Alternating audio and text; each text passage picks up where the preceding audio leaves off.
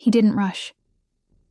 His hands moved over me like he'd waited a lifetime just to trace what was already his. And when he came inside me, slow, deep, wordless, I understood. This wasn't duty. This was choice. A night with no promises. And yet, I wanted to stay forever. If something in these first few lines stirred your curiosity, or simply made you pause, go ahead and like this video and subscribe to the channel. Because some stories begin quietly and end where you least expect. Barely remember the ceremony, only the scent. The air inside the stone chapel was thick with candle wax, old wood, and something faintly sweet. Cinnamon, I think. My mother used to simmer cinnamon sticks in tea every winter. That warmth had nothing to do with today. The chapel was silent except for the priest's voice and the crackle of a draft slipping through stained glass windows. I stood in white lace. I had stitched myself, hands trembling under the weight of cold metal cuffs disguised as wedding rings. Dominic, Velasco didn't smile. He stood tall, still, in a black suit that fit like armor. His eyes, sharp and distant, never once settled on me. When the priest asked if he would take me as his lawfully wedded wife, he simply nodded. No hesitation, but no warmth either. I was a solution, an agreement, a name on a line, and I said yes, because I had to, not because I loved him. I didn't. I hardly knew the man, but I knew what he held over us. My father's debt. Over $600,000 in defaulted loans. The kind that destroyed not only reputations but families. My mother's medication, the house we still lived in, my little brother's school tuition. They all stood on the edge of a cliff, and Dominic was the man holding the railing. Marry her, he'd told my father 2 months ago, his voice like cold steel over polished mahogany. Or lose everything. And now, I stood in a chapel as Elena Grace Velasco, wife of a man who hadn't spoken 10 full sentences to me. When it was over, no one clapped. No bouquet was thrown. No photos taken. The staff began blowing out candles before we had even left. The altar. I walked down the aisle alone. There's something people don't tell you about marrying out of necessity. It doesn't just bind your future. It redefines your past. That night, in the bridal suite, cold and immaculate with its velvet chairs and antique fireplace, I sat on the edge of the bed in silence. The dress clung to my skin, the pins digging into my scalp. I didn't cry. I didn't feel much of anything, until I saw the letter. It was tucked inside the drawer of the dressing table, hidden beneath a folded linen napkin. Yellowed at the corners, tied with a red silk ribbon I instantly recognized. My mother's. She always kept it in her sewing box to mark the special threads. She used that same ribbon the night she taught me to stitch French seams. My hands shook as I unfolded the paper. Her handwriting, curled, careful, rose from the page like a whisper across time. If you are reading this, my sweet girl, it means you've done something I never wanted for you, but perhaps something I always knew might happen. If the man you married is Dominic Velasco, then I need you to listen carefully. He is not what he appears. Not only cold, not only powerful. I once knew a boy behind those eyes. He tried to hide his pain by controlling everything, including love. Don't hate him too quickly, and don't let your heart grow silent, even if his seems made of stone. Mom. I sat there for a long time, letter in my lap, the scent of cinnamon still lingering in the air like memory. I wanted to ask her what she meant, how she knew him, why she'd never told me. But she wasn't here to answer. She was in a care facility, tucked beneath white sheets, her mind drifting further away each month. Alzheimer's. That's what the doctors called it. I called it a slow goodbye. Maybe that's why I agreed to this marriage, because part of me thought I was already losing. So much I couldn't bear to lose her dignity too. Marrying Dominic wasn't noble. It was desperate. Quiet. Heavy. And yet, reading her letter, something shifted. Not softened exactly. but cracked. Just enough to let in the possibility that maybe, just maybe, this wasn't the end of my story. Or hers. Or his. I looked up, at the mirror. My reflection stared back with unfamiliar eyes, tired, afraid, but still mine. I set the letter aside, rose and walked to the window. Outside, snow had begun to fall. It touched the stone pathways like forgiveness. Somewhere in the vast mansion, Dominic Valesco was probably drinking his scotch in solitude, the way men like him always did in novels. Brooding, dark-eyed, haunted by choices. But this wasn't a novel. This was my life, and I had just stepped into the first chapter of it. Not as his wife by love, but maybe, just maybe, someone who could learn what it meant to be more than a bride bought with debt. Maybe I could be the woman who made him remember what it felt like to be real. The first morning I woke up as Elena Valesco. It was snowing, so hard the world looked erased. From the tall windows of my new bedroom, I could see only endless white and the outline of the pine trees in the valley below. The walls around me were soft gray, paneled in walnut, with built-in bookshelves and long velvet curtains that swallowed sound. It was a beautiful room, one you might imagine for a young duchess in a European winter tale. But it was cold, in the way things become cold when they're untouched. The bed was too wide for one person, but I had slept in it alone. There was no knock, no good morning, no tray of breakfast or sound of footsteps in the hallway. Dominic had not come to the room, and I hadn't expected him to. There had been no mention of a wedding night, and I was grateful for that. Grateful and oddly, a little hollow. I got up, wrapped myself in a robe too elegant to feel like mine, and wandered the halls of the Valesco estate like a guest in a silent museum. Each room had its own scent: cedarwood, old books, lemon oil. I passed portraits of men with proud jaws and silver hair, women with high cheekbones and corseted dresses. No smiles in any of them. Just the same cool, restrained elegance that Dominic wore like a second skin. In the dining room, I found a pot of coffee already made and a single cup set beside a folded newspaper. His routines were precise, quiet, controlled, like him. I took my cup and walked to the back of the house, where a small staircase led to the kitchen. This was the only room that felt like home. The ceilings were low, the tiles old and mismatched, the windows fogged from heat inside. And on the shelf near the spice rack, I found what I hadn't even realized I'd been looking for: a tin of cinnamon sticks. I don't know why, but I started boiling water. That became my ritual. Morning tea with cinnamon. I never saw Dominic during the day. He disappeared into the West Wing, his study, his office. Wherever it was, he ruled his world of real estate deals and silent ledgers. At night, I read my mother's letter again. Sometimes twice. I kept it in my bedside drawer, under the book I never finished. One evening, about 2 weeks after the wedding, a knock finally came.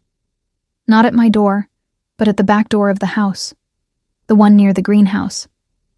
I followed the sound and opened it to find a courier, bundled in navy and red, holding a clipboard and 2 white boxes. "Delivery for Mrs. Valesco," he said, smiling. Mrs. Valesco. That name still sat on me like borrowed clothing. I signed. Inside were medical invoices. My heart dropped as I flipped through them. Pages of hospital summaries, pharmacy charges, long-term care costs for my mother's facility. Dozens of line items. Thousands upon thousands of dollars. Then I saw the stamps in the corner. Paid in full, and not just recently. These bills had been paid 6 months ago. Before the wedding. Before the proposal. Before the debt was even mentioned. Dominic had been paying for my mother's care behind the scenes all this time, without telling me, without asking for anything. I sat at the kitchen table, the invoices, spread out like puzzle pieces, and stared into my cup of tea, now gone cold. What kind of man does that? I had thought he married me to protect himself, to settle a debt, to seal a transaction. But this wasn't obligation. It was something else. Not love, perhaps, but not calculation either. He had done it quietly. No recognition, no thanks. Expected. I thought of the line in my mother's letter. Don't hate him too quickly. That night, for the first time, I looked for him. I found him in the library, the fire glowing low. He sat in an armchair by the window, book closed in, his lap, not reading, just thinking. He looked up when I entered, eyes registering surprise, but not annoyance. I received some paperwork today, I said, my voice soft but steady. From St. Augustine's care home. He didn't move. He didn't explain. You paid for her, I continued. All of it. Even before you knew I'd say yes. He leaned forward, elbows on knees. She once saved me, he said simply. Years ago, when I didn't think I deserved saving. I waited, but that was all he offered. I didn't know, I whispered. Why didn't you tell me? Dominic shook his head, his gaze turning back to the fire. Not everything needs to be said to be true. There was nothing else between us in that moment. No grand gesture, no confessions. Just the silence of two people sitting in the same room, breathing the same air. No longer strangers, but not yet something else. I left him there, the light of the fire flickering against his cheekbones. He didn't follow, but he didn't need to. Something had already followed me back upstairs. Something quiet, warm, and slow. A seed, maybe, of understanding. Or something that might one day grow into love. My mother passed on a Sunday morning. The nurse called just before dawn, her voice careful but calm. She slipped away in her sleep. Peacefully. I sat at the edge of the kitchen chair, holding the receiver like it might slip through my fingers. Dominic was already awake. He stood across the room, a black mug in his hand, steam rising like a silent witness.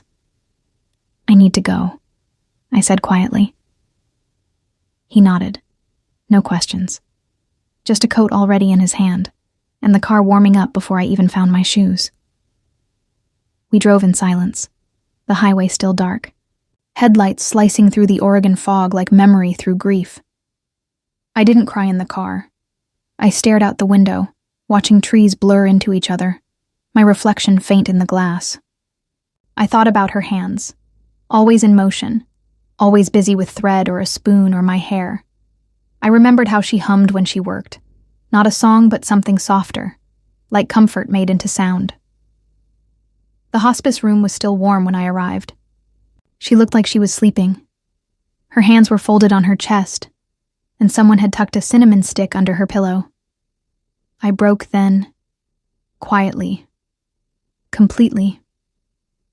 Dominic waited in the hallway. I didn't ask him to come in, and he didn't try. But when I stepped out half an hour later, my legs shaking, my eyes sore, he simply opened his coat and let me lean into his chest. Not a word, just warmth and stillness. The funeral was small. A few old friends from town, the hospice nurse, my brother Peter, who flew in from New Jersey and stood next to me like a shadow half my height taller. My father was late. He showed, up at the burial, eyes bloodshot, collar twisted, and reeking of whiskey. He didn't say her name, just stood at the edge of the grave and muttered a prayer I think he made up on the spot. He never looked at me.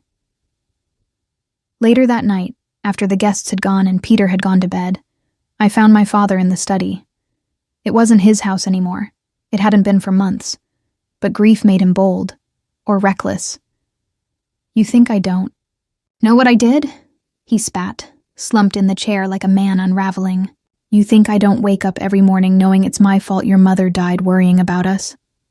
Worrying about you? I didn't answer. I stood in the doorway, unsure whether to walk away or walk in.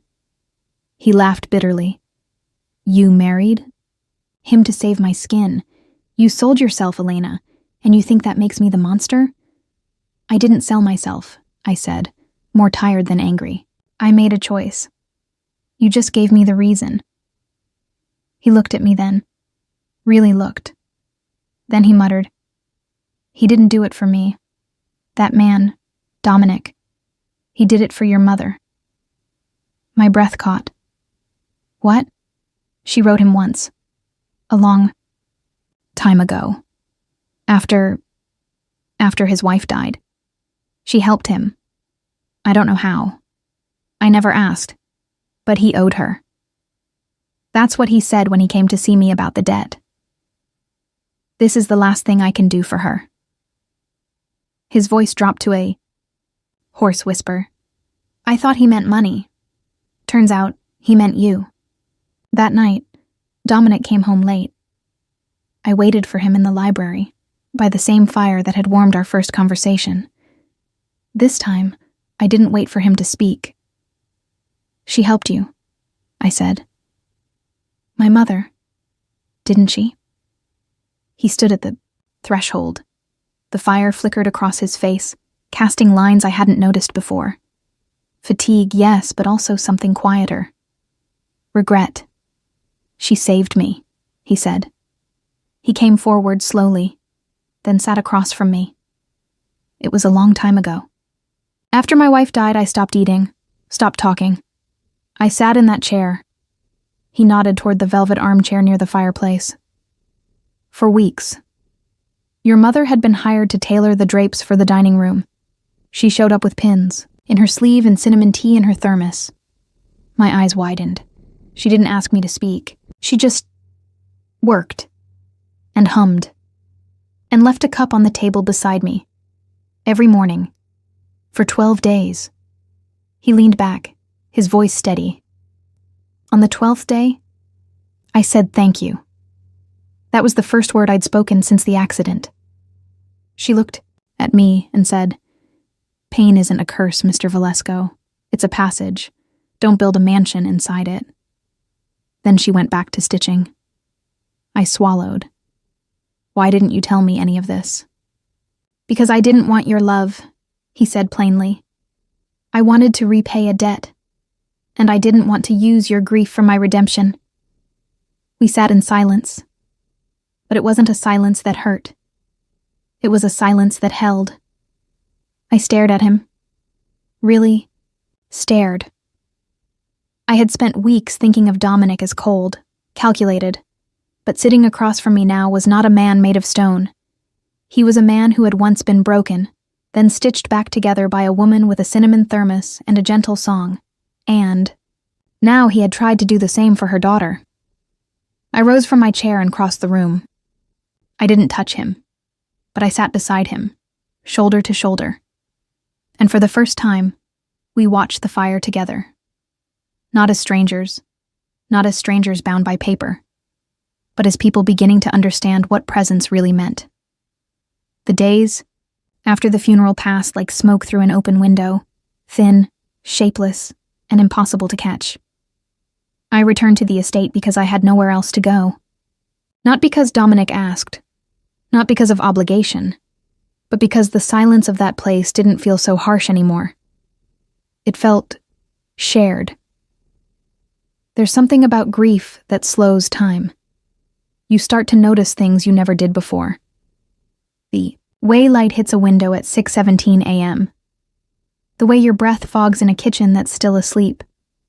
The way footsteps sound when they're the only thing moving in the house. That morning, I woke up before the sun. I didn't mean to. It just happened. Pulled a cardigan over my nightgown and padded barefoot down to the kitchen. The air was cold, the floor colder, but the act of walking, of doing something, was grounding. Familiar. I boiled water, added a cinnamon stick, and watched the steam rise like memory. It was the only routine I had left from before. A small rebellion against everything that had changed. I was stirring quietly when I heard the floorboard creak behind me. I didn't turn. I didn't have to. Couldn't sleep? Dominic's voice was soft, still hoarse with sleep. I shook my head and poured a second cup without asking. He walked past me and leaned on the counter opposite the stove, folding his arms. He wasn't in a suit, just a soft gray sweater and worn slacks, barefoot like me. It made him look less like a statue and more like a man trying not to crack. He took the mug when I handed it to him, and for a moment, we stood there, just two people in an old kitchen, cradling warmth between our palms. He took a sip and smiled, barely. "Still cinnamon," he murmured. "Just like her." I nodded, not trusting my voice. He didn't speak again. He didn't need to. Sometimes presence speaks louder than comfort.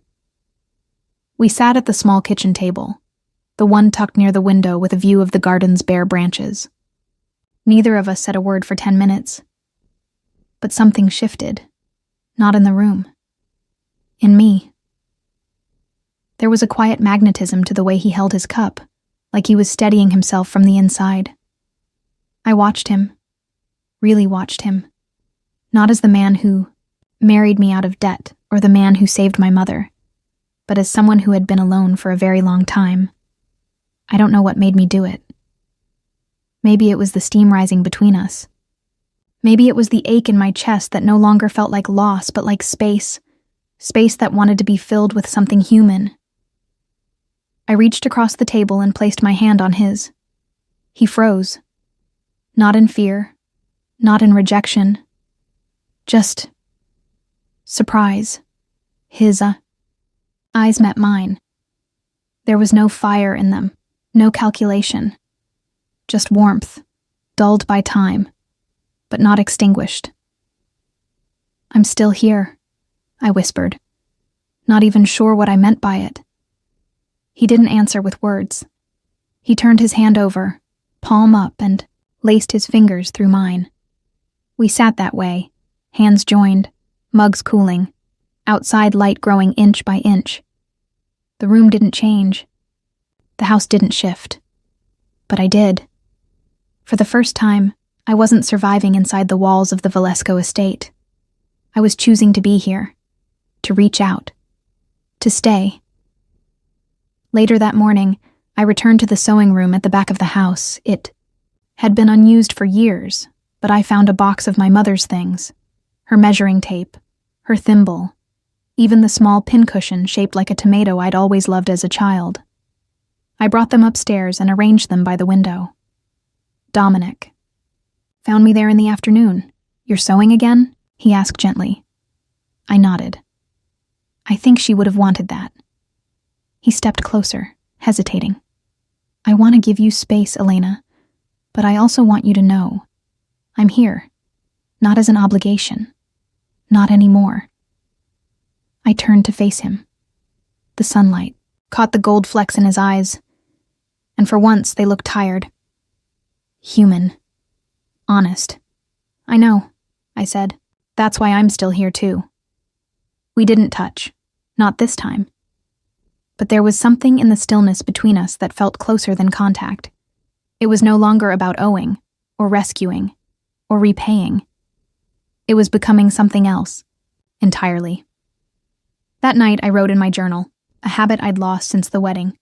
I wrote, "Today I touched his hand and didn't pull away, not because I had to, not because I wanted to understand him, but because for the first time, I felt understood." I didn't know what would happen next, but as the wind brushed softly against the window panes and the scent of cinnamon lingered in the folds of my sweater, I felt the first stirrings of something like peace. The box smelled like her, that faint blend of cedar, lavender, and old thread, the scent that had always clung to her sweater sleeves and the folds of her apron. It was tucked away in a forgotten corner of the upstairs linen closet, beneath a stack of unused quilts. I found it on a morning too bright for grieving, when my fingers needed to touch something real. It wasn't a fancy box. Just smooth cedar wood, hand-sanded, with brass hinges slightly tarnished, and a name etched faintly on the bottom. Margaret. Grace. My mother's name.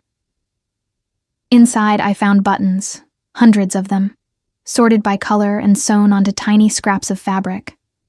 Her old glasses case, a rosary, a handkerchief embroidered with my initials, and wrapped in tissue paper, a sealed envelope addressed in her hand, to the man who loved my daughter in silence. My breath caught. I stood there, barefoot on the wooden floor, heart pounding like I'd stumbled upon something sacred. I hesitated. For a moment, I wondered if the letter was meant for Dominic, or someone else. But I knew. I had always known. I sat down at the foot of my bed, carefully unsealing the envelope. The paper crackled, soft, yellowed, warm from memory. Her handwriting was steadier than in the later years. This had been written with full clarity. Intention. You may never read this, or you may only read it when you believe you failed her. If so, let me say this first. You haven't, Dominic. Thank you for loving my girl the way you loved your grief. Quietly, without display, but with depth. I could feel even when you said nothing. You have always carried love like a secret. But secrets weigh, don't they? If she's with you now, if she's reading this beside you, please do not wait another year to tell her what you feel. She is her mother's daughter, strong, loyal, and too quick to give herself away without asking. What she deserves in return, give her honesty and warmth, and the space to choose you freely, not as payment, not as gratitude, but as a woman ready to belong. You owe me nothing, but you owe her that. Margaret Grace. I folded the letter back with trembling fingers, tears sliding down without warning. It wasn't just a blessing. It was a charge, a mother's final ask. And suddenly I realized something I hadn't been brave enough to face before. I had been falling for him, not the man in suits, not the rescuer of debts, but the man who sat with his grief like it was furniture, who drank tea without sugar because that's how my mother made it, who touched my hand like it meant more than any vow.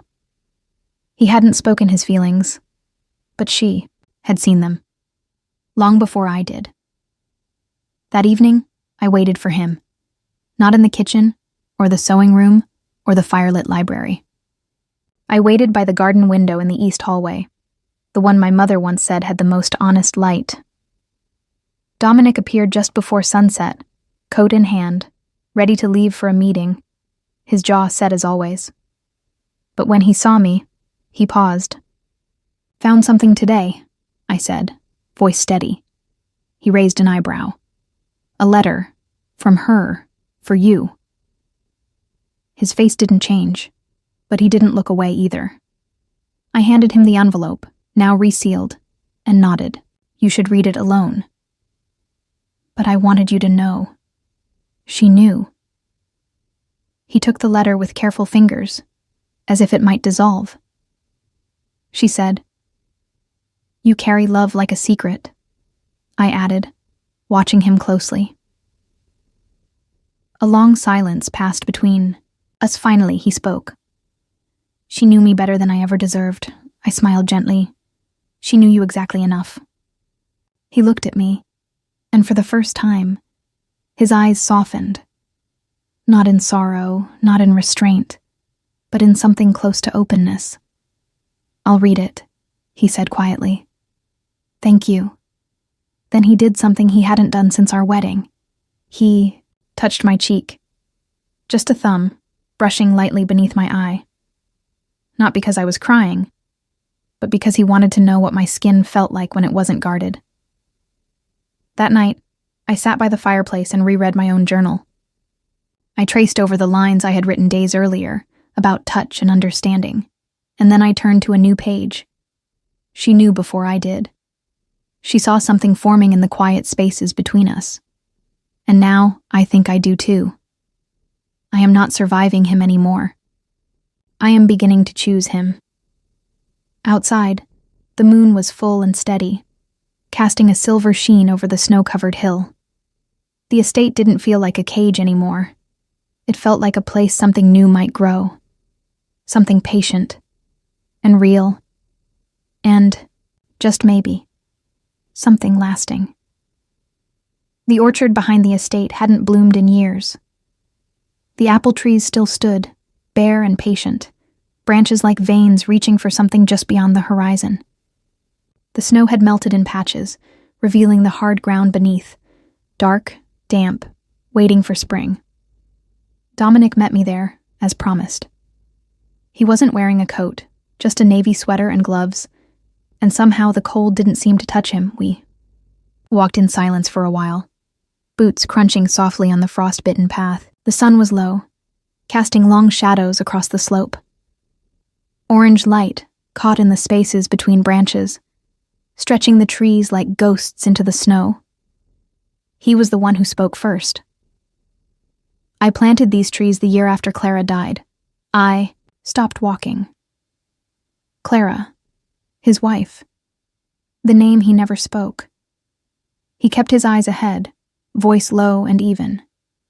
We'd bought the estate together just 6 months before the accident. She wanted an orchard. She said it would remind her of her childhood in Maine. I thought it was impractical. I said trees take too long to grow. A faint smile tugged at his mouth.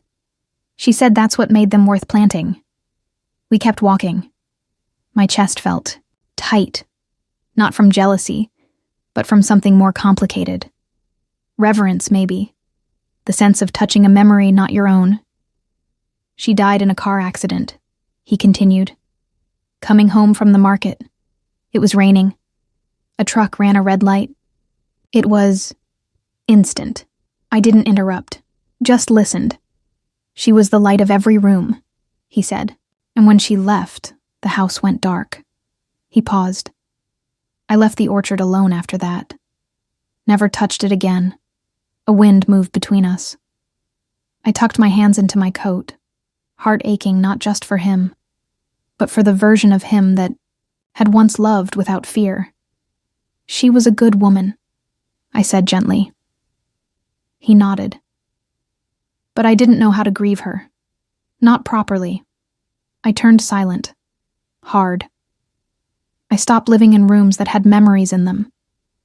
And that's when your mother showed up. We had reached the edge of the trees now.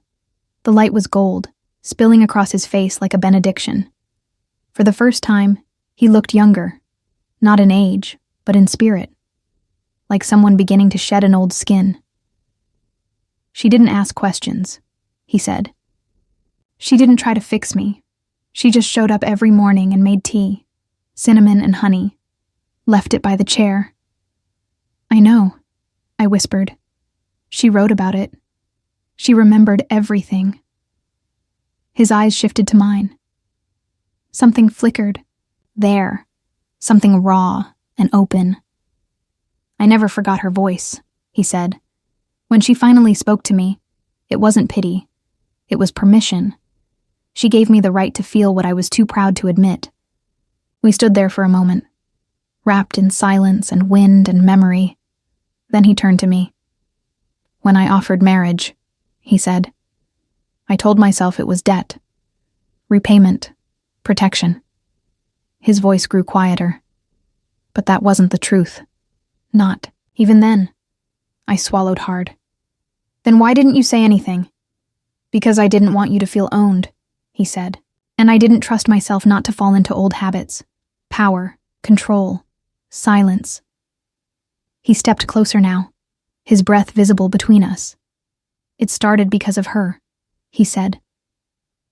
He reached out and took my hand, firmly, without hesitation. But today, it's because of you. My chest tightened, not in pain, in release. Something unspoken broke open inside me. Something that had been waiting since the day I walked down the aisle to a stranger. I held his hand tighter. I don't need a reason anymore, I said softly. I just need a place to begin. He nodded, and we stood there, beneath the bare orchard, as the last light of the day melted over the hills, our shadows touching before our lips ever would. Later, that night, I sat at my sewing table, staring at the spool of thread in my hand. The last time I used it, I had been making a veil I never truly believed I'd wear.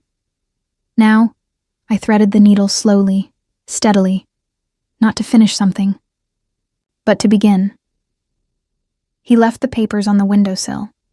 I found them just after breakfast. No note, no explanation, just a cream-colored envelope with my name written in his familiar, precise hand. Inside were 2 documents: an annulment agreement, unsigned, and a letter stating the original marriage contract was dissolved effective immediately. I sat in the garden room, the light soft across the tiled floor, holding that envelope like it might catch fire. No obligation. No contract. No more owed debts. Just me. And the choice that now belonged entirely to me. I didn't look for him until evening. All day, I moved through the house as if it were breathing differently. Lighter. Looser. As though something heavy had finally unclenched. The past few weeks had shifted more than just feelings. They'd rearranged my memory of him. Dominic was no longer the man at the end of a transaction. He was the man who brewed cinnamon tea, who stood silent beside a grave, who listened more than he spoke, who let go before he ever demanded. And now he had let go of me, not to lose me, but to offer me space to stay, if I wanted. I found him at dusk, outside by the orchard again, dressed in a navy coat, collar turned up against the wind. He was trimming dead branches, piling them neatly beside the fence. His sleeves were pushed up, revealing strong forearms dusted with bark. He didn't hear me approach, or maybe he did and said nothing. I stood beside him, watching the last light drift behind the trees. "I got your envelope," I said. He nodded, but didn't look up. "I thought you might want the choice." "I do." Another branch snapped beneath his blade. He moved carefully, like someone undoing a knot. "But I'm not signing it," I added. That made him pause. Slowly, he turned toward me, the setting sun touching the side of his face like a brushstroke. "You're sure?" I smiled, not with drama, but with quiet certainty. I was waiting to feel free so I could choose. And now I have. I choose this. I choose you. Not because I owe anything. Because I want to start again. His shoulders lowered. Not in relief, but in reverence. We didn't embrace, not yet. Instead, he bent down, picked up a small branch, and held it out to me like an offering. "Then let's plant something," he said. That night, we hosted our own ceremony. No guests, no music. Just the 2 of us, and a pot of cinnamon tea, on a tray. He brought out a small bouquet of wildflowers he'd gathered from the edge of the estate. I wore a soft cream dress I had sewn myself weeks earlier, with tiny embroidered leaves around the sleeves. He wore no tie. We stood in the middle of the orchard, the moon rising behind us, and said nothing rehearsed. I poured the tea into 2 chipped cups and handed him one. "To beginnings," I said. He clinked his cup to mine. "To choices freely made." We sat on the bench under the old pear tree, the same bench that had once sat unused for years. Now it held the weight of 2 people choosing to stay, without force, without fear. Dominic reached into his coat and pulled out something small. It was a ring. Simple. Silver. No stone. "It was my grandmother's," he said. "She gave it to my mother. My mother kept it in a box she never opened after my father died." He looked at me, no theatrics in his voice. "I don't want to give you something new. I want to give you something real. Something old. Something that's lasted." He slipped the ring onto my finger. No ceremony. Just intention. I touched it gently, feeling the faint ridge of time worn smooth along the band. "I didn't bring you anything," I said. He smiled. "You brought yourself. That's more than enough." Later, we returned to the house hand in hand. The hallway was dim, the sconces flickering low. I stopped by the cedar box, still open on the dresser, my mother's thimble catching the light. Turned to him. "She would have liked tonight," he nodded. she would have asked for a second cup of tea. We laughed, softly, together, and it wasn't grief anymore. It was memory, alive, shared. That night I didn't write in my journal. I didn't need to. Some moments are too whole to be captured. They ask only to be lived. I didn't light the fire that night. The room was already warm from the afternoon sun, and I didn't want anything burning except what was about to happen between us. The bed was turned down. The lamps were dim. The window cracked slightly to let in the scent of pine from the hills. He knocked once, but I'd already left the door open. Dominic stepped inside without speaking. He was in a black t-shirt and linen, pants, his hair slightly damp from a shower, and for once he looked uncertain, not guarded, not cold, just human. I stood by the window in a simple cotton nightgown. No silk, no lace, no pretense. I wanted him to see me the way I was, and I think he did. His eyes moved over me slowly, not as a man claiming something, but as one approaching something sacred. "Are you sure?" he asked. I nodded once. Yes. Not because of a contract. Not because we're supposed to. Just because I want to. He came closer. Not rushed, not hesitant. His hand brushed mine, and when I didn't move away, he took it fully. We stood there for a moment, hand in hand. Quiet. Present. Then I led him to the bed. He kissed my shoulder first. Not my lips. My shoulder. Bare, where the gown had slipped slightly down. His mouth was warm, careful. Then his hands found my waist, both of them, and held me still as he pressed his face gently into my neck, just breathing me in. I slid my hands under his shirt and lifted it. He let me. I touched his skin, warm, solid, real, and felt the breath he drew when my palms skimmed his ribs. He took my gown off next, slowly, not like peeling something away, but like unfolding it. Like unwrapping something that wasn't fragile but worthy of care. We were naked, but we didn't rush. He kissed my collarbone, then the center of my chest, then the soft skin just beneath. His hands followed, tracing down my sides, learning. Me by feel. I gasped once and he paused. "Okay?" he asked. "Yes," I whispered. "More." He kissed down my stomach, then back up, hands spreading across my hips. I pulled him up to me, face to face. Then I touched him, fully. No mystery. Now, no shame. He groaned softly, forehead resting against mine. We climbed into bed together, sheets cool against our skin. He settled between my legs and waited, holding himself above me, his gaze locked to mine. "Still sure?" he asked again. "Yes," I said. "I want this." And then he entered me, slowly, carefully, fully. I gasped again, not from pain, but from the fullness of it, the realness. His hands gripped mine, fingers interlaced above my head on the pillow. He moved slowly, deep, even. I matched him, body rising to meet his. We said nothing, just breathed, moved, became. He looked down at me, not with hunger, but with something quieter, something reverent. And then, as he pushed one final time, deeper than before, he exhaled and came inside me. I felt the warmth spread through me. I held his body tighter. He didn't pull away. He stayed in me, his weight settling carefully against mine, his mouth on my cheek, one hand still holding mine tightly as if afraid I'd drift away. We lay there, our bodies joined. The air between, us calm and quiet, no urgency, no demand, just two people who had finally arrived. Later, when he rolled to his side and pulled me close, I rested my head on his chest and listened to his heartbeat.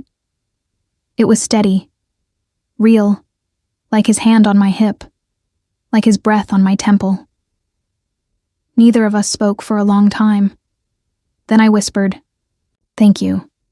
He answered, "For what?" "For not rushing, for not pretending, for letting this be real." He kissed the top of my head. "It's the only way I want it." We fell asleep like that. No promises, no vows, just skin, breath, warmth, and the quiet comfort of knowing we had nothing to prove, only something to share. Ourselves. 1 year later. The house breathes differently. Now. There's a warmth in the hallways that didn't used to be there, like something has settled, quietly and firmly, into place. The orchard has started blooming again. Dominic replanted 2 trees last spring. We don't know if they'll bear fruit, but we walk through the rows most mornings, hand in hand, watching the branches fill with life. This morning, I sat at the kitchen table while the kettle boiled, a cinnamon stick already waiting in the mug. I felt her move, just a flutter, like a page turning inside me, and I thought, she'll want to know how this all began. So I wrote her a letter. Not because I expect to explain everything, but because someday she might ask. And when she does, I want her to know the truth. Not the polished version, but the real one. To my daughter, you will grow up in a house that feels warm, that smells like tea and pine and old books.